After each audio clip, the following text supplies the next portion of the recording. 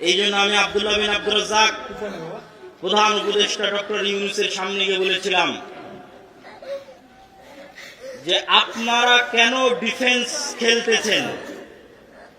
সারা ভারত থেকে বলা হচ্ছে বাংলাদেশে হিন্দুদের উপর নির্যাতন হচ্ছে, আর আপনি মুখে ফেনা তুলে দিচ্ছেন, না ভাই দেখো আমার এখানে হিন্দুরা এত ভালো আছে, এত সুখে আছে, এত শান্তিতে আছে, এত ফেনা তোলার তো দরকার নাই, এত সুফি সাজার তো দরকার নাই। কিন্তু সারা পৃথিবীর সবাই জানে ভারতের মুসলমানরা কি অবস্থায় আছে। আপনার যদি সাহস থাকে তাহলে তারা যেমন বাংলাদেশে বসবাসরত সংখ্যালঘু হিন্দুদের পক্ষে আওয়াজ উঠাচ্ছে, দম থাকলে আপনি ভারতের সংখ্যালঘু মুসলিমদের পক্ষে আওয়াজ উঠান। বাংলাদেশের মাটিতে এরকম কোন ইতিহাস নাই যে কোন হিন্দুকে গণপিটুনিতে হত্যা করা হয়েছে, আছে? নাই।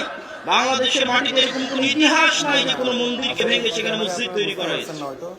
আর ভারতের মাটিতে এরকম অসংখ্য ইতিহাস আছে, মসজিদ ভেঙে মন্দির তৈরি করা হয়েছে, অসংখ্য ইতিহাস আছে মুসলমানকে গণপিটুনিতে হত্যা করা হয়েছে গরুর গোশত রাখার অপরাধে। তারপরও সেখানে হওয়া সংখ্যালঘু নির্যাতনের বিষয়ে আওয়াজ যদি উঠাতে না পারেন তাহলে স্বাধীন নই, গোলাম। ঠিক আছে।